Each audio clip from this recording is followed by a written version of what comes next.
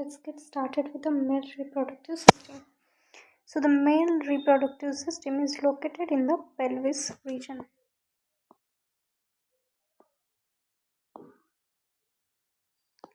This is the abdomen and these are the thighs.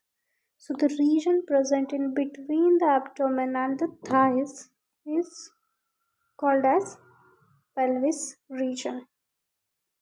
It includes a pair of testes. The male reproductive system includes a pair of testes, accessory ducts, glands and external genitalia. इस सब के बारे में हम आगे देखेंगे. The testes are situated outside the abdominal cavity. These are the testes. If you can see, these are the testes and this is the abdomen. ये पेट है. These are all the organs which are present inside the abdominal cavity and the testis is here present outside the abdominal cavity within a pouch called scrotum. This is the testis and there is a sac surrounding it जिसे कहा गया है scrotum. The scrotum helps in maintaining the low temperature of the testis lower than the normal internal body temperature.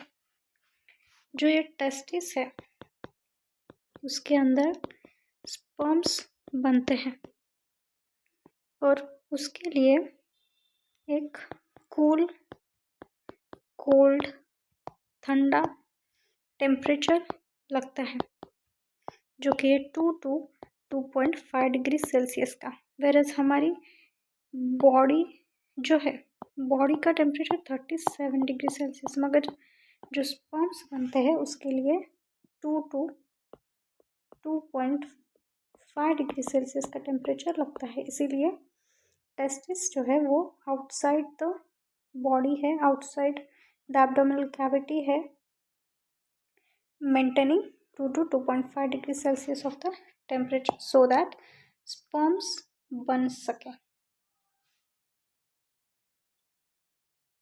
In adults each testis is oval in shape. तो क्या बच्चों में square shape में होती है? तो नहीं, बच्चों में भी ओवल शेप में ही होती है.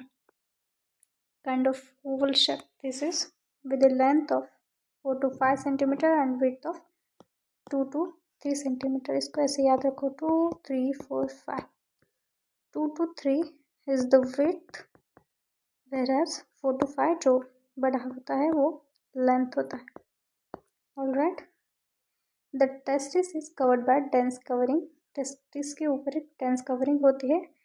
Each testis has about 250 compartment called testicular lobules.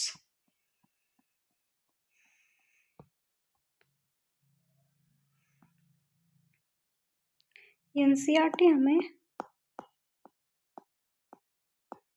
कहती है कि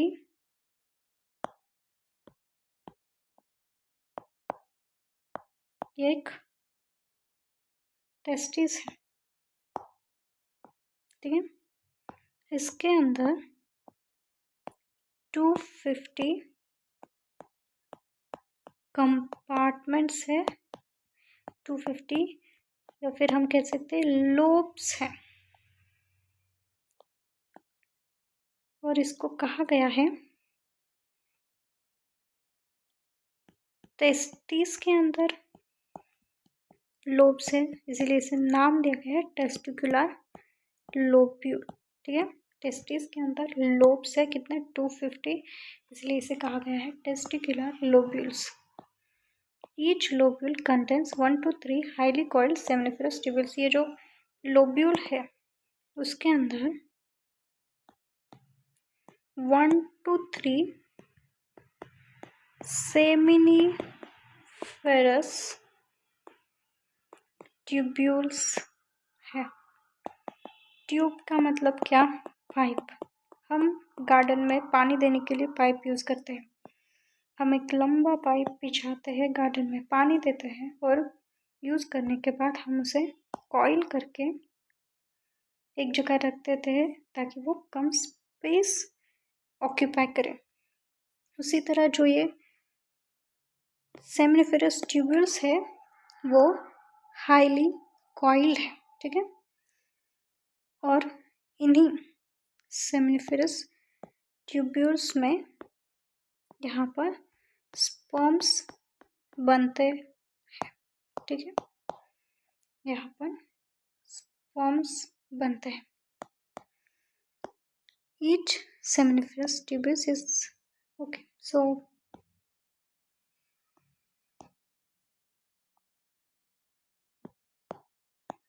हमने देखा कि एक टेस्टिस है, टेस्टिस के अंदर 250 कंपार्टमेंट है जिसे हमें टेस्टिकुलर लोब्यूल्स बोला है, और उसके टेस्टिकुलर लोब्यूल्स के अंदर 1 to 3 highly coiled seminiferous tubules होते हैं जिनके अंदर स्पर्म बनते हैं, ठीक है।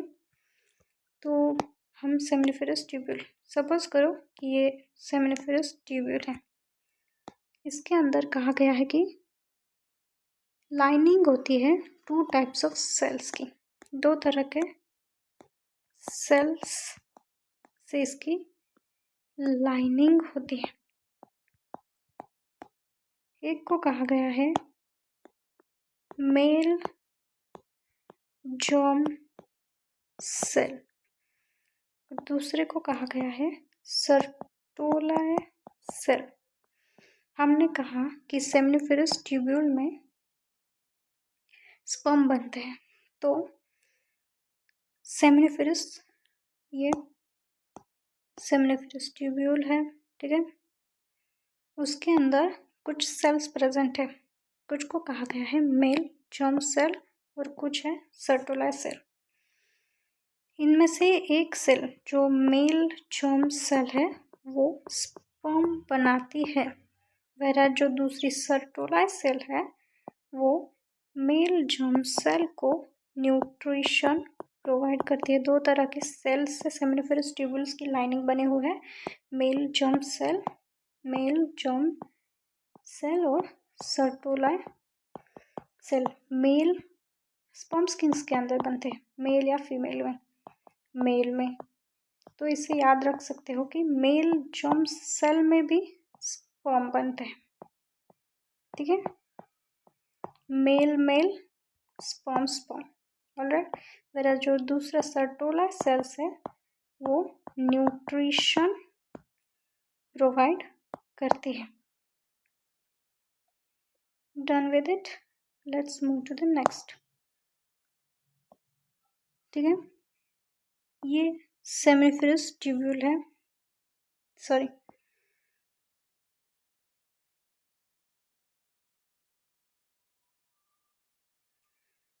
ये सेमिनिफेरस ट्यूब्यूल है और ये सेमिनिफेरस ट्यूब्यूल है। 1 to 3 हमने कहा था, एक टेस्टिस के अंदर 1 to 3 सेमिनिफेरस ट्यूब्यूल्स हैं। उसके आसपास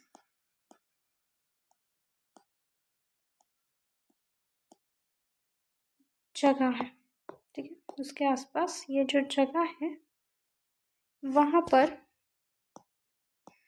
एनसीईआरटी कहती है कि वहाँ पर उस जगह को इंटरस्टिशियल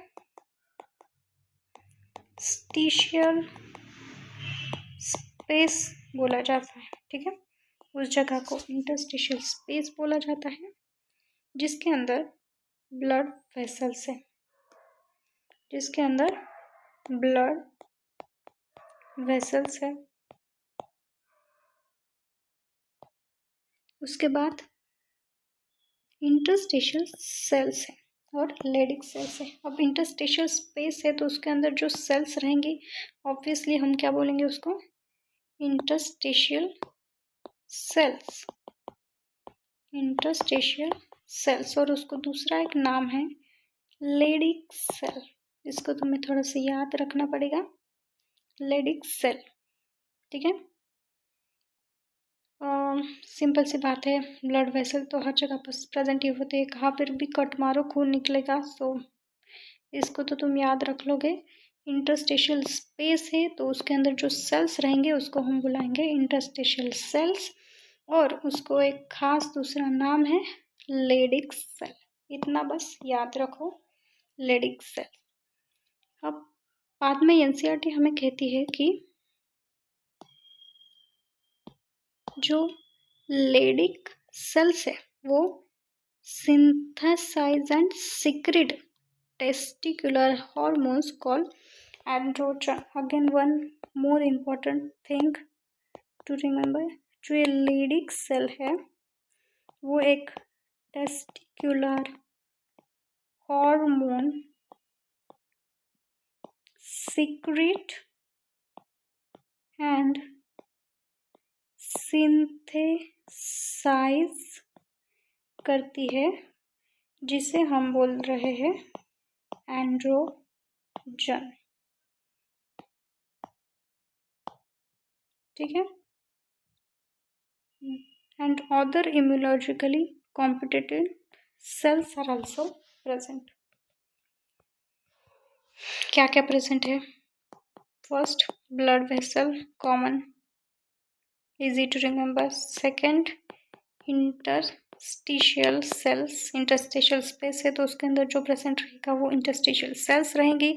उसको और एक खास नाम दिया गया है Leydig cell, which you will have to remember, जो एंड्रोजन सिक्रेट कर रही है। एंड थर्ड इज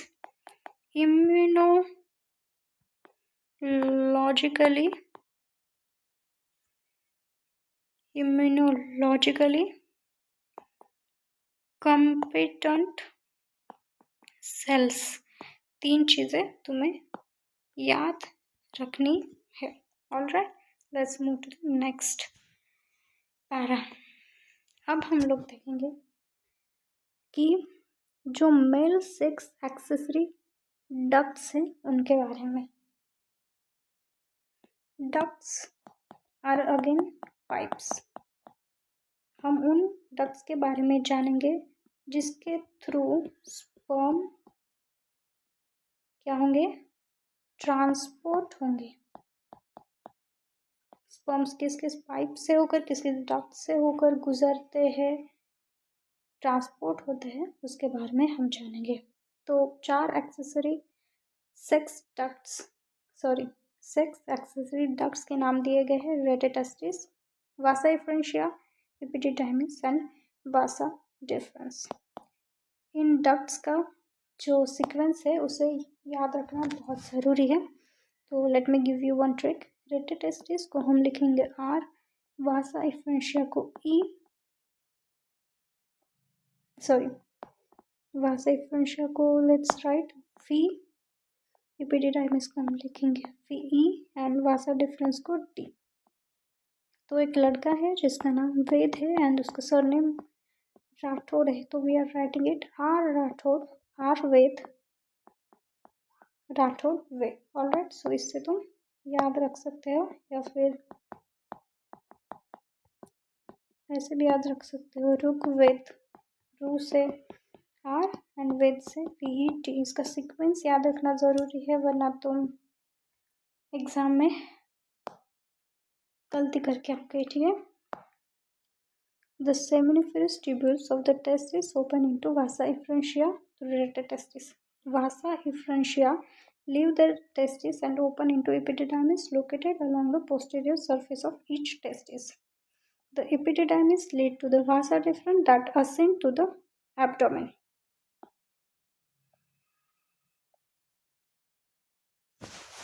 ये टेस्टिस है, हमने पहले देखा। ये जो है ये टेस्टिस है। रेटे टेस्टिस यहाँ पर let's do not rate testis है सपोज यहाँ पर। ठीक है। ये डक्ट्स है, पाइप्स है। सबसे पहले आएगा पहला पाइप जो कि रेटे टेस्टिस वाला, उसके बाद आएगा दूसरा पाइप, ये ऐसा है वासा एफ्रेंशिया।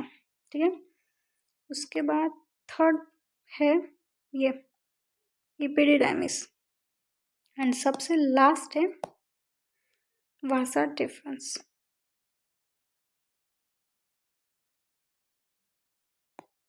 ठीक है। स्पर्म्स क्या करेंगे?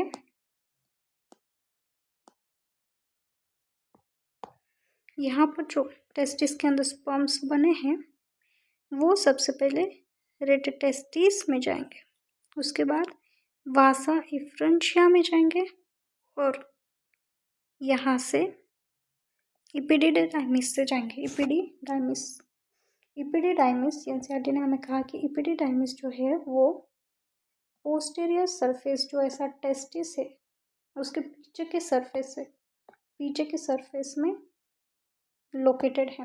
ठीक है, फिर इपिडिडाइमिस में जाएगा और उसके बाद ऐसे ऊपर जाएगा वास डेफरेंस में, असेंड्स टू द एब्डोमेन। ये एब्डोमेन है, ये वास डेफरेंस टेस्टिस से निकलकर ऐसे एब्डोमेन के ऊपर जाएगा, ascends to the abdomen and loops over the or urinary bladder. Loops over, ये urinary bladder है। If you see,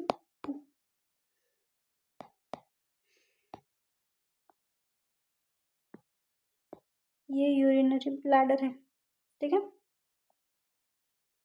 यहाँ से वास डिफरेंस निकल कर ऐसे यूरिनरी ब्लैडर के ऊपर लूप बना रहा है, loop over urinary bladder. Next, NCERT says us it receives a duct from seminal vesicle. Urinary bladder से ऊपर होकर ऐसे यहाँ तक जा रहा है। ठीक है, उसके बाद इधर से इफ यू सी यहाँ से सेमिनल वेसिकल है। देखो, this is the seminal vesicle. यहाँ से this is going and then it's receiving a duct from a seminal vesicle and opens into urethra as the ejaculatory duct. This is the ejaculatory duct. Okay, opens into urethra. Urethra कौन सा है? देखो,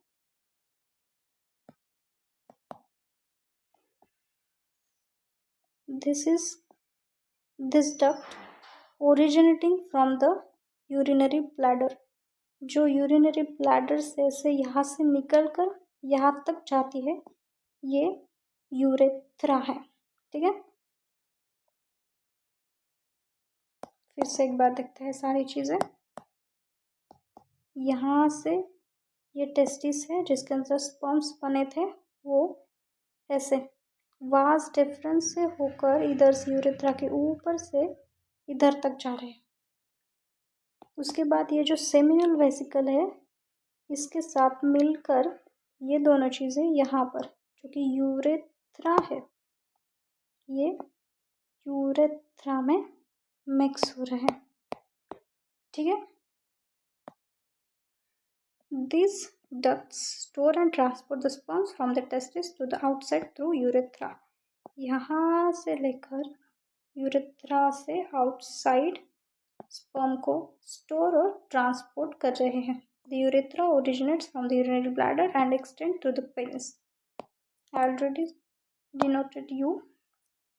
urinary bladder से लेकर यहाँ तक urethra extend करता है पेनिस तक, पेनिस की external opening. Let's see the next thing, external opening called urethral meatus. Urethra जो यहाँ से यहाँ तक एक्सटेंड हो रहा है, इसकी जो एक्सटर्नल ओपनिंग है उसे कहा गया है यूरेथ्रल, मतलब यूरेथ्रा का meatus. Meatus means opening, urethra की opening, urethral meatus. Now let's move to the next paragraph.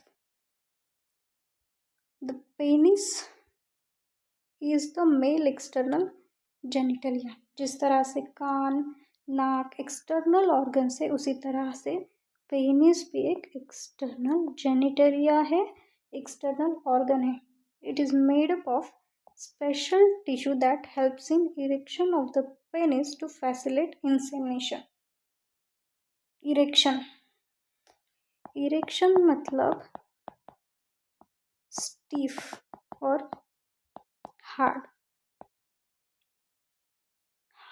Hardening we can say of penis. ठीक है. सपोज ये एक नॉर्मल पेनिस है, वेराज ये एक स्टिफ पेनिस है या फिर हार्ड पेनिस है. ये हार्ड बना ताकि ये वजाइना के अंदर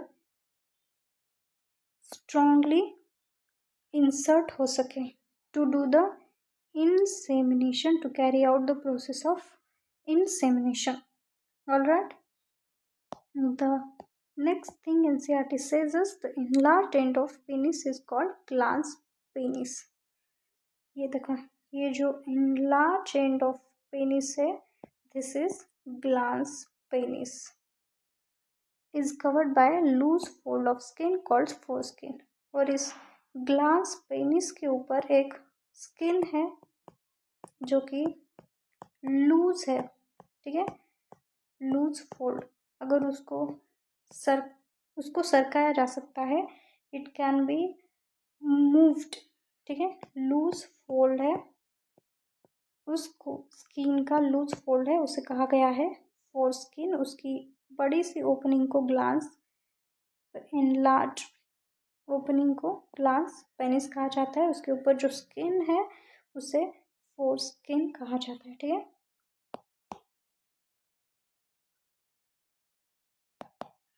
द मेल एक्सेसरी ग्लैंड्स, हमने देखी मेल एक्सेसरी डक्ट्स. मेल मतलब पाइप्स जिनके थ्रू स्पर्म का ट्रांसफर हुआ था. वैरज अब हम देख रहे हैं कि ग्लैंड्स मतलब जहाँ से सिक्रीशन होता है. ग्लैंड्स कौन कौन सी है? Seminal, vesicle, prostate and bulbourethral.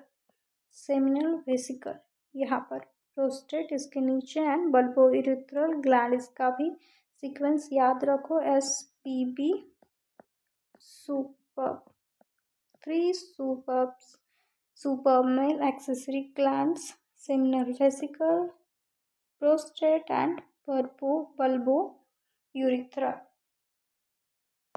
3 glands. ये यहाँ पर है सेमिनल वेसिकल, ये प्रोस्टेट और इसके नीचे छोटा सा ये बल्बो-यूरेथ्रल ग्लैंड. इन तीनों से सिक्रीशंस आते हैं. ओके. ऐसे यहाँ से